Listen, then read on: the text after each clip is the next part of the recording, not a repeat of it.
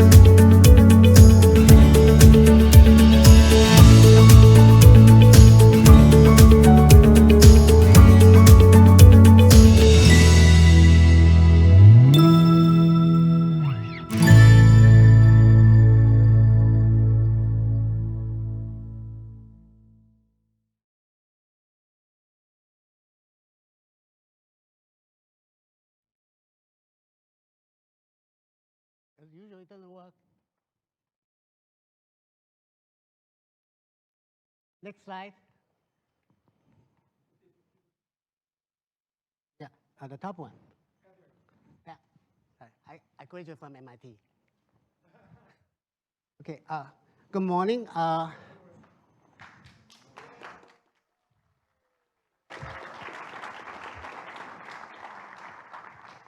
My name is Richard Wang, and for many of you who have been with me for the last 15, 16 years, or even 20-some years, welcome back for a big reunion. We finally made it.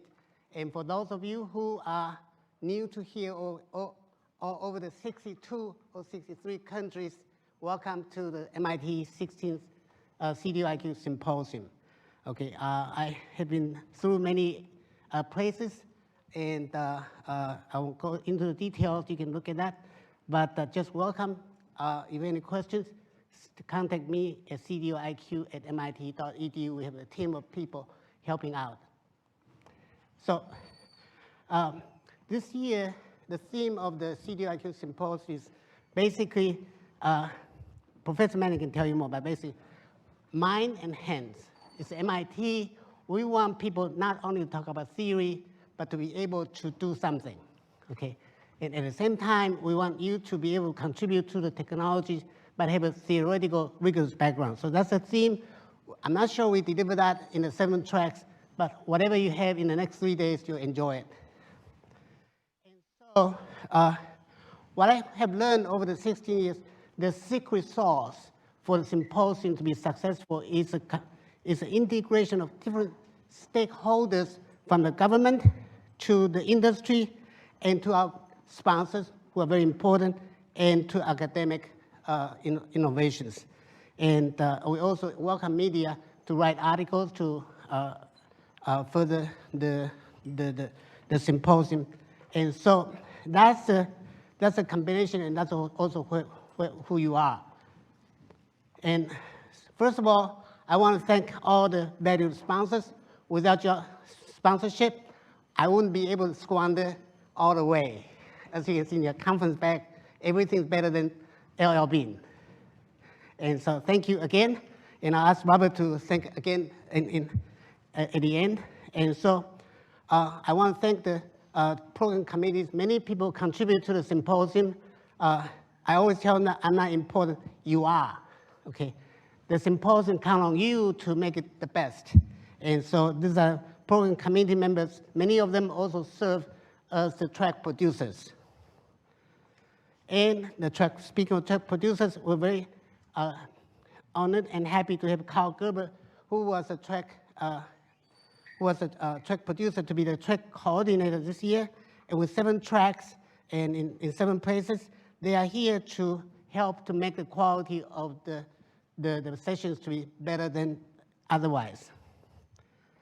And the food is co-sponsored by all the sponsors, but I need to get the sponsors to have some place, so I put them as a co-sponsor of the food and beverage, and that way I can cheat MIT out of it. So thank all of them.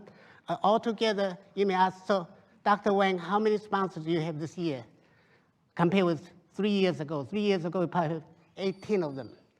This year, we have altogether 48. And I just keep taking them because I know I need all the money to spend. And thank you again for all the sponsors. And 62 countries, no joke. I ask my team, whenever we have a new country, I say add to it. So we have across the globe right now is being a real-time streaming out to all the 62 countries, including Australia, New Zealand, Nigeria, Brazil. And so it's I keep on asking me, I am shocked. I'm truly amazed that we're able to make this happen. And thanks to you 100 times. Okay, and on top of that is the team who've been working for the entire year. I said, for my wedding, I probably spent 1/110th of the time. I spent 100 times more time for this symposium.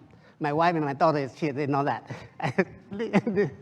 And so I have Gertrude, who is chairing the session. I'm very fortunate to have Robert Bate, who is going to speak later, Robert Lutton, who's going to speak later, and the team to support. And on top of that, I have the interns supporting the event, including here.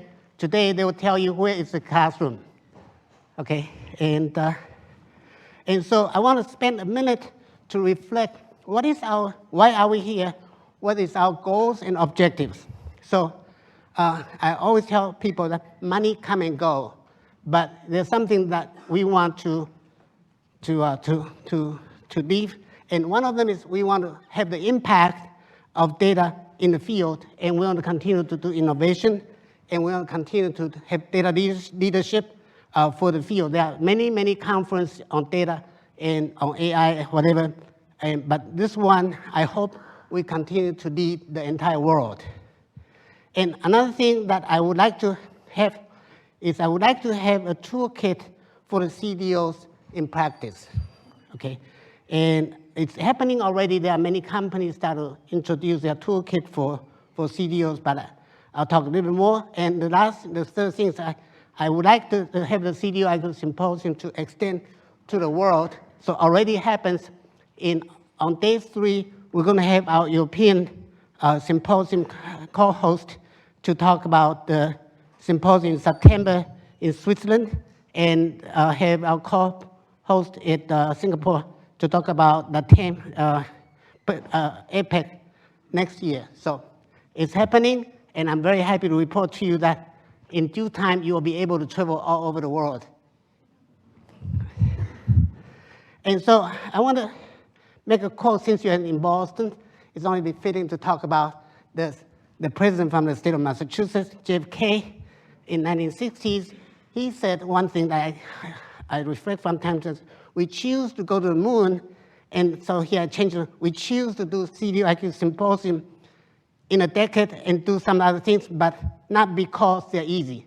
Trust me, to have this symposium, it's not easy, okay? But because it's hard, and the goal is to serve organizations and measure the best of our energy and skills with CDOIQ performance metrics, KPIs, because the challenges was one that we're willing to accept. The fact that you're here, we have from the Pentagon, from the State Department, that's a testimony of your commitment to this. So, and we are unwilling to postpone, even though we have pandemic, we have the war and all those type of things, and one which we intend to win. So with that note, I have a challenge for you and for me. One is I would like to, by the end of this decade, following JFK, a CDO in every enterprise, industry, government, and academia. But not only CDOs. By now, everybody comes to me is, I'm the CDO of my company. I appointed myself.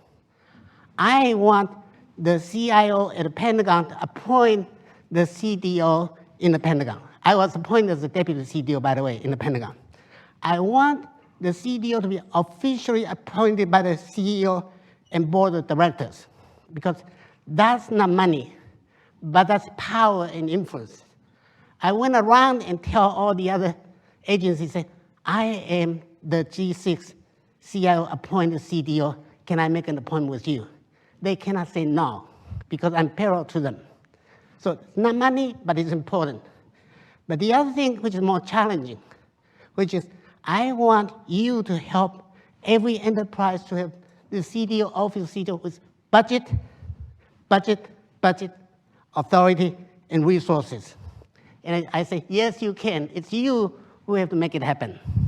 So that's the biggest challenge. It's like put JFK, put a man on the moon. The other one is also important, but less important because you already started to do it. And at MIT, we're doing it with Professor Manick. We're going to create the CDOIQ toolkit. Let me say a word. Everybody uses Microsoft Office, right? As if it should be there. It wasn't. In 1979, I was at MIT taking a class with Mitch Kapoor, who invented Lotus 123. At that time, there were so many CDO toolkits. I want the equivalent of CDOIQ toolkit like a Microsoft Office for every CDOs. That's a dream, but here's a dream, you know? So this one, I got IDC to say, so how big is the capacity of this industry? And they came back yet last night, I haven't read it, but talking about the data is zettabyte. I said, what is ZB? I have to go to Expedia to find what is ZB. It's not terabyte, it's not gigabyte. And how big is the revenue size? It's $252 billion in 2022.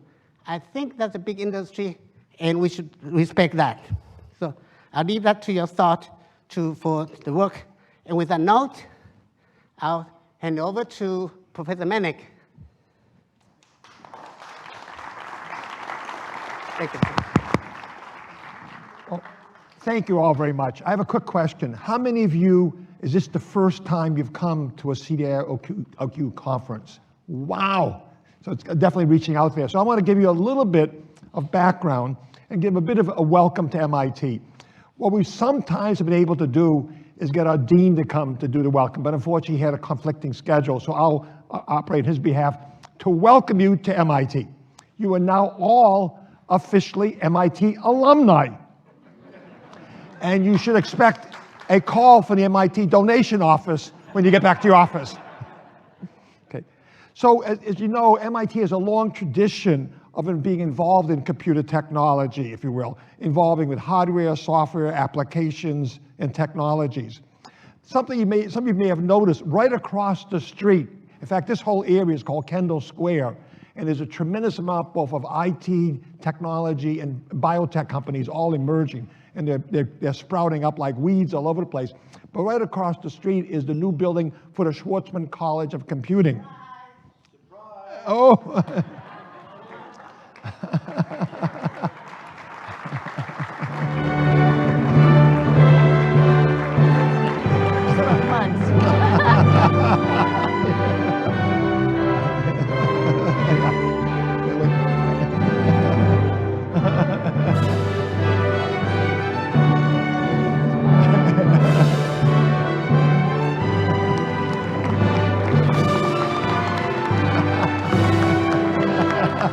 Whoa!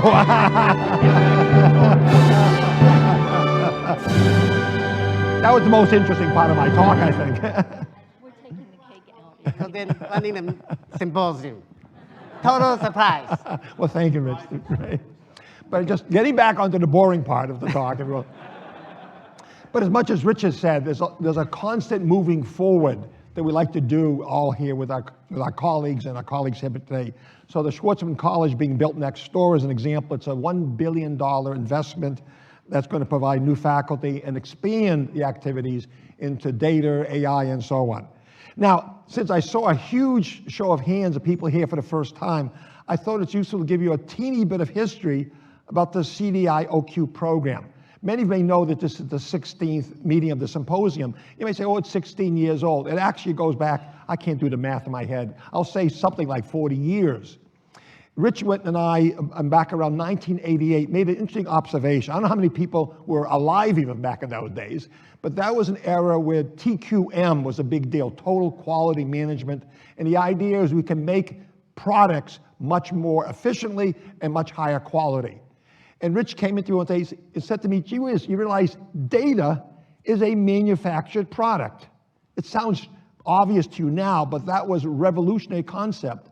And maybe some of the concepts that have been developed for improving the quality of manufacturing physical goods could be applied to improving the quality of data goods. And that led us to create what we would call at that time the Total Data Quality Management Program, which over time expanded and refocused a little bit to become the Information Quality Program, which then gave us the Chief Data Officer Information Quality Program. So this is part of a long trajectory going over 40 years, and we hope another 40 years into the future. Finally, since this is also the first time many of you may have been to MIT, I thought it'd be helpful to give you a teeny bit of history of MIT, which is very appropriate to the situation we've all been dealing with, particularly in the last several years. In fact, it turns out almost all times are challenging times, but recent years have been particularly challenging times. But challenging times are not new to MIT. MIT, it turns out, if you look at the logo and so on, was founded on April 10th, 1861. Now, I wasn't around at the time. Does anybody here remember what happened on April 12th, 1861? The Civil War started. Okay, and so in fact, MIT's first classes were postponed for 4 years. So we understand the idea of disruptions. We understand the need to go virtual for a while and so on. So your attendance here at the CDOIQ conference indicates that the disruption is almost over. We're going to move forward with lightning speed into the future.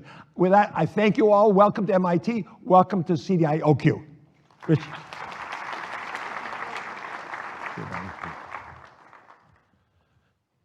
Well, so far you've been introduced by our distinguished host, Dr. Richard Wang, and Stuart Maddock, Dr. Maddock.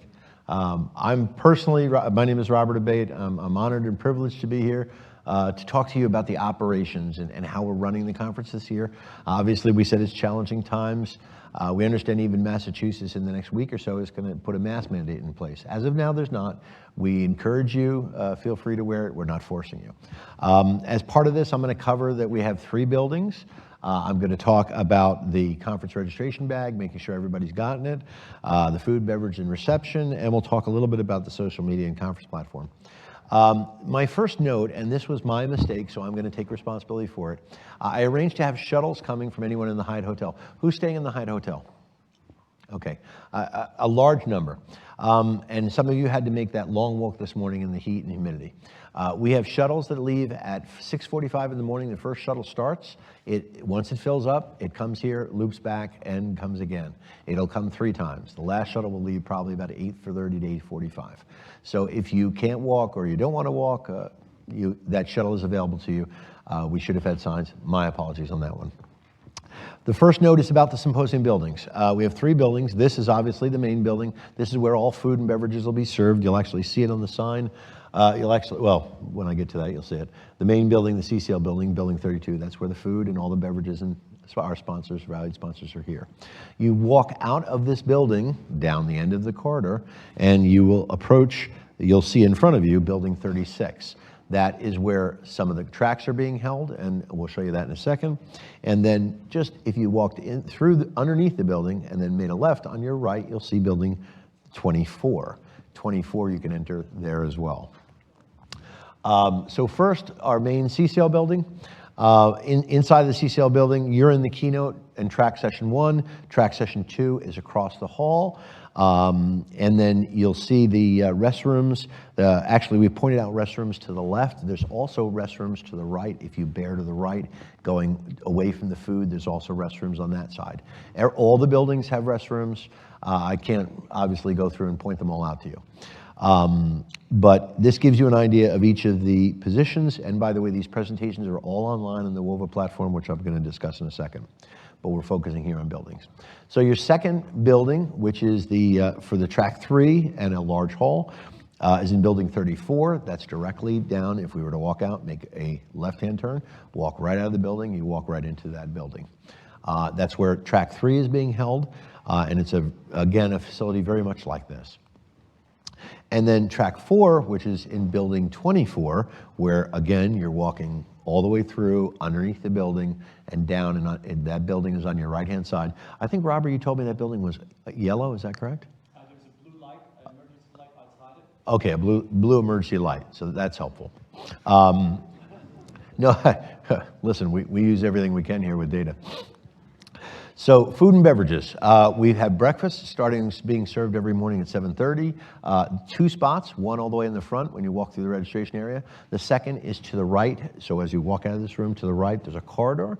And in that corridor, you will see a full setup for lunch, as well as all the breaks. There'll be coffee, tea, and drinks. As well as in the evening, we're going to be having a reception this evening from 5 to 6:45. There's going to be past hors d'oeuvres, wine, beer. Everyone attending, please come. It's going to be a fun social time before you go out to dinner. Please make it a point to hit social media. We want everyone to know about this. In fact, when I said I was honored and privileged, I truly was. Let me explain that. I'm actually talking in front of the world's largest assembly of data leaders. So for that, I think you guys all deserve a round of applause. This is the largest group of data leaders. Finally, we use the WOVA platform. I think it's pronounced WOVA. I've heard it called a couple other things. You would download a copy either on the Apple iPhone or Google Store, and that gives you access to the entire program. You can ask questions to speakers, you can interact with other participants. It also gives you the full schedule, as well as there are virtual booths and virtual sessions. So every sponsor at this event has a virtual booth. You can learn about their products, you can request to meet people as part of an introduction. But that platform gives you a lot of capabilities. Use it.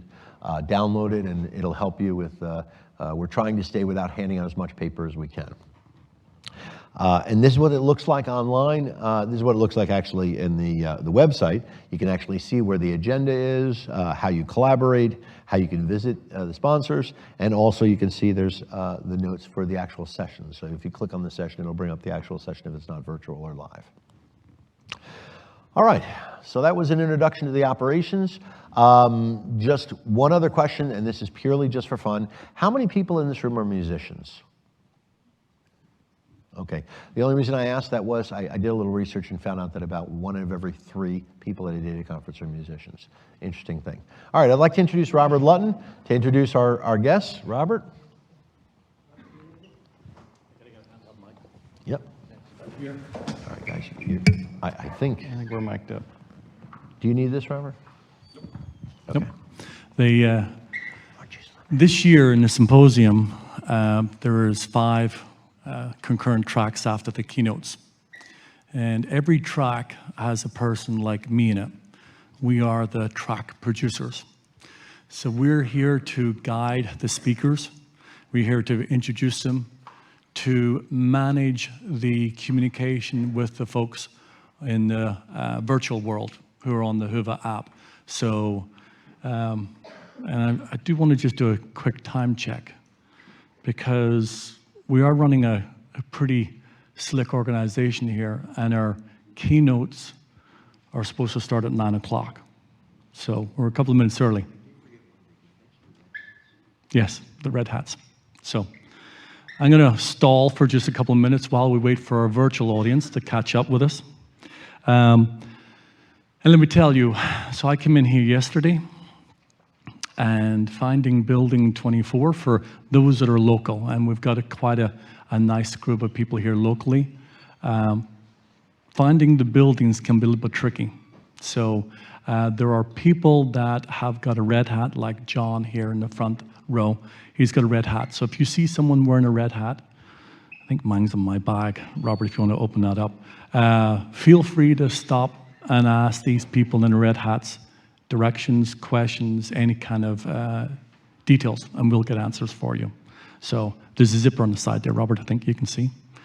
And then, so building 24. So here we go, I'll take my red hat.